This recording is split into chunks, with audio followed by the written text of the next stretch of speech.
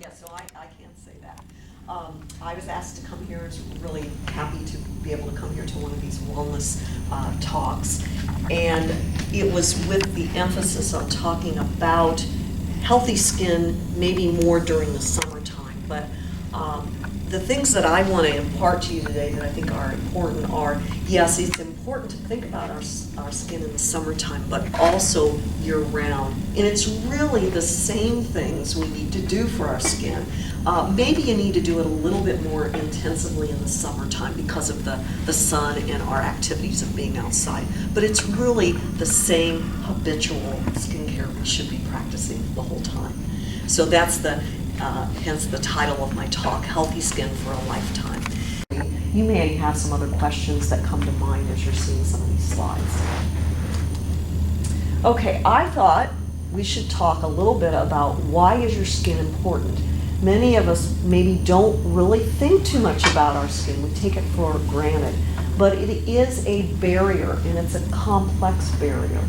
It is what separates us as an organism from our surrounding environment.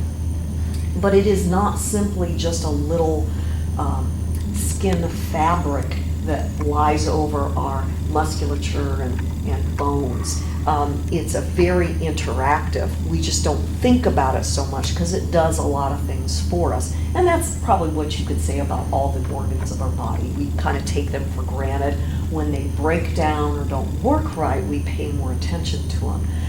Hopefully through this talk we can have more of a sense on how to keep our skin working correctly through our lifetime. Part of the complexity of this is it is a layered structure, and it is supported onto another structure that provides nourishment to that layered structure. There are some appendages that are important in the skin, the sweat glands and so forth, that allow us to reduce our body heat. So it helps with our thermal regulation, which is very important for us to exist as a healthy organism. The barrier function, part of that also is to keep some of the environment out, but also to interact with it. A lot of immune functions pass through our skin. Our skin is the largest immune organ of the body, and we do receive information from our outside environment in the form of viruses, allergens, things that are out there circulating. They're too small for our eyes to perceive, but they land on our skin. They interact. Most of the time we probably don't have a bad interaction, but then sometimes we do see rashes and itching and all that sort of stuff on our skin that tell us we have been around something. This barrier is pretty good at keeping most things from harming us, but as you know, we can injure the barrier. We can traumatically cut through it. We can put things on our skin or get around things that damage the skin, actually dissolve the skin. So although it is a tough, resilient organ, it can be damaged. Another thing about why our skin is important, it defines our appearance. We make a lot of judgments, right or wrong, about someone by that quick glance at their skin. We can kind of guess how old they are. We can kind of guess if maybe they labor out in the sun, or if they work inside, or maybe if they spend time out in the sun by looking at their skin. It defines a lot of maybe our prejudices. So that's just what it is. Now, how do you care for your skin? Well, like other organs, we should be thinking about getting adequate sleep. Believe it or not, there's a lot of restorative processes that go on while we're asleep. And that happens not only for every other organ system, for our skin too. Some of the damage we do to our skin during the day that comes about not necessarily from things we do, but from being in an environment where we're irradiated throughout the day. Some of those processes are to repair the damage that we do. And we don't think about that, but that's one of the reasons why we need adequate sleep. Of course, we need proper nutrition. The skin is part of our body. I'm not sure that we need excessive amounts of anything to have healthy skin or to heal wounds. But you know, if we're stressed by other metabolic conditions, illnesses, it might be wise to take supplements that target the skin, hair, or nails. I think a balanced diet is what's in store, and it just helps our skin be healthy. I guess I'll, at this point, I will point out I did not say that one of the functions of our skin is to make vitamin D. Our skin can do that. I tend to think of that as not necessarily a function of our skin. It's a fun thing to talk about. It's a quirk. It's an interesting thing our skin can do, but I don't think we should rely on our skin to produce our vitamin D. I think vitamin D production is more or less a response, and it's a protective response. It's trying to help us. When you produce vitamin D, it's because you've been irradiated by UV light. And I think it's a response that tries to boost our immune system. Sure, you can get nutrition from that, but you're better off getting your vitamin D from a fortified food such as milk, orange juice, cereal, or through a source where it occurs naturally, like some of the oily fish like tuna or salmon. The dark green vegetables should be a source of that. And you can supplement. You can check your vitamin D level and supplement appropriately, but we shouldn't use the sun to manufacture vitamin D. It's unreliable. It's hard to know even how much your skin is doing that. Regular exercise can also help your skin, and you probably don't even think about that, but it improves the circulation through the skin. It helps wash out toxins. It helps just supply a very good fresh supply of nutrients in that through our skin. So it is good to exercise for the health of your skin. Routine cleansing is also important too. There can be a tendency to think maybe we over cleanse our skin. I think as long as you're using a pH balanced cleanser, it's fine to cleanse your skin every day. Even for people who have very dry, sensitive skin, you can find a way to cleanse it. Cleansing helps remove excess oils. It can certainly remove dirt. The best cleanser for dirty skin would be a soap, but soap, actual soap, is very harsh to the skin. It's better to use a detergent-based cleanser, these synthetic detergents. They're often in bar soap, or what we call soap. It's actually a synthetic detergent bar. And those are fine to use. You can even use them twice a day if you need to because of some activities. That routine cleansing of the skin actually will debride a little bit of the outer layer of the skin that's already dead. I think as we get older, that dead layer does not always shed as efficiently as it should, and that cleansing motion actually removes that for us. It will actually allow then routine moisturizing to be more effective.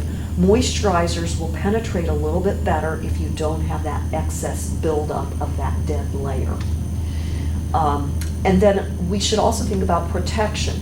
I think this makes a lot of sense to people when they are doing a task where they know they're going to be exposed to some noxious chemicals. Well, they will put on gloves. They don't hesitate to do that. But we have to remember that our sun it's a carcinogen, and it will damage your skin. It's very subtle, but we should think about protecting our skin from the sun year-round. Now this slide may be a little hard to read, but what I wanted to point out by showing this is that here is the sun, and it's producing a lot of rays over a big range of wavelengths. The colored portion there that looks like the rainbow, that's actually the only part of the sun that we can perceive, and that's because of the receptors in our eyes. We can see that light. It bounces off things, so we can see colors in objects. we can see the grass, we can see the trees, and it's all because of that narrow range of wavelengths. The rest of this is important too, but even part of this doesn't even reach the Earth. But we do use these other wavelengths of light in many applications. Some of them are medical. Some of those wavelengths of light we use for lasers.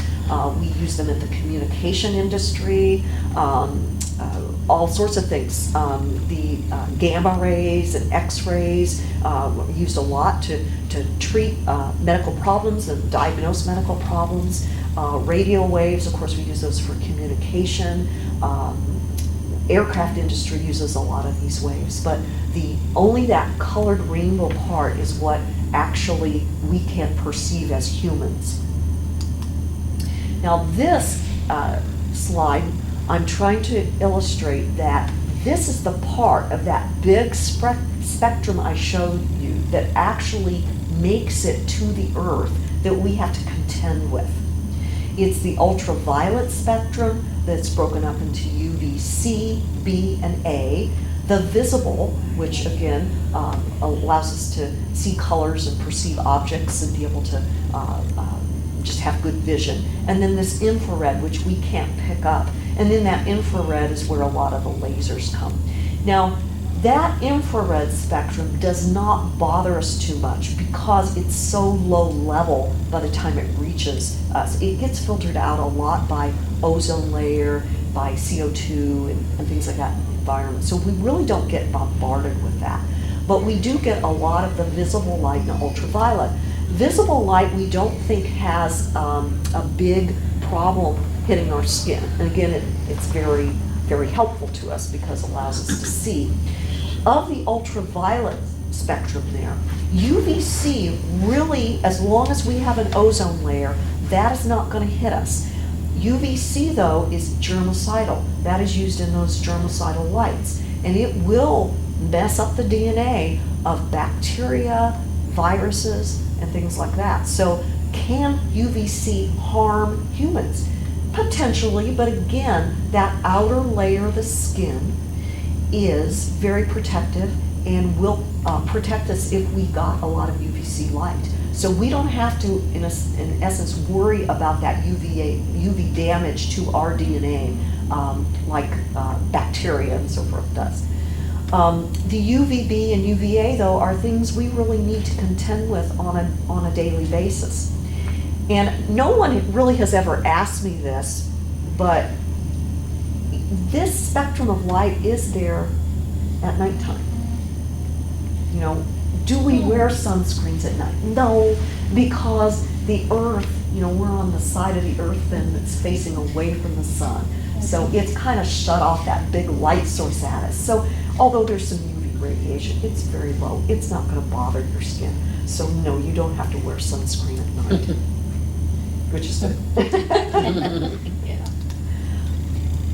Now this slide is going to be hard to see, and I apologize. I thought it was going to project much better, but there is a push to educate people on how to select a good sunscreen and how to use it properly to protect your skin. Sunscreen is a very complex cocktail of ingredients. And it can be in a variety of bases. It can be something that feels really greasy, it can feel really oily, it can feel really creamy, it can feel very light on your skin. The best sunscreen is the one you like to put on your skin. And it's a very personal choice. It shouldn't matter the consistency, but it's the ingredients. You want to choose one that is broad spectrum, meaning that it covers both UVA and UVB. And to do that, for most sunscreens, they're going to have a complex series of these filters. They call them filters. They're little ingredients. There's about 14 or 16 that have been approved here in the United States. More may be forthcoming because they use some really excellent ones in Europe. They just haven't come here. And they're more photostable. The reason they have to put all those in is to cover that complete spectrum